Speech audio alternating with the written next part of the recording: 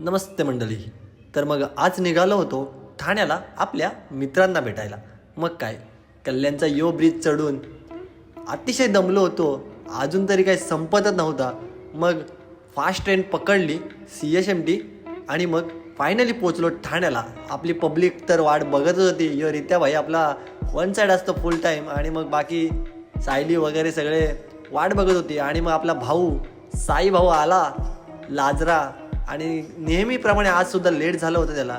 आणि ह्यांनी आपल्याला खायची सोय केली होती.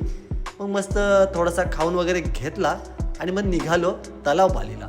याची मस्ती तर काय कंटिन्यू चालूच असते भाई.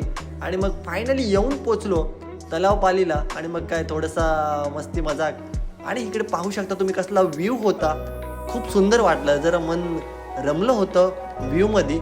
आणि मग आमची पण मस्ती मजाक चालू होती. फोटो वगैरे काढून घेतले. आणि मग इकडे गप्पा वगैरे यांच्या वन साईड चालू होत्या. इकडे प्लॅन चालू होता रील बनवायचा. आणि मग काय फायनली एक बनवायला घेतली.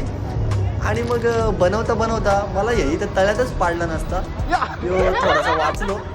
आणि आमच्या बदकाला यामध्ये बसायचा होता, तर बोलते आता नको. आणि यो आमचा ट्रॅफिक हवालदार पण मचवत होता. आणि रित्याला घरी जायचं होता. तर मग आपण त्याला टाटा बाय बाय केला. आणि यो तर रडत रडत त्यांनी आम्हाला बाय बाय केला आणि मग गेला. आणि याला काही कुठं जागा भेटत नव्हती. मग फायनली आम्हाला जागा मिळाली हॉटेलमध्ये. आणि आम्ही गेलो. मस्तपैकी टाईमपास यांचा चालू झाला होता. आणि मग साईसाहेबांनी आपल्या ऑर्डर वगैरे दिली. ऑर्डर आल्याच्या नंतर आम्ही केल्या सुरुवात खायला. आणि इकडं एकामेकावरती काय प्रेम होतो चालला होता या दोघींचा, वैष्णवीचा आणि बदकाचा आपल्या. आणि साईनी पण वन साईड खाल्ला. फायनली स्प्राईटचा एक एक घोट मारला. आणि हम नाही सुधरेंगेवाले येडेचे आले आपल्या वैष्णवीचे चालू होते. इकडे सायली पण काही कमी नव्हती. ही पण वन साईड मचवत होती. शेवट गोड व्हावी म्हणून सायनी पण बडीचोप खाल्ली. आणि आम्ही फायनली निघालो घरी यायला.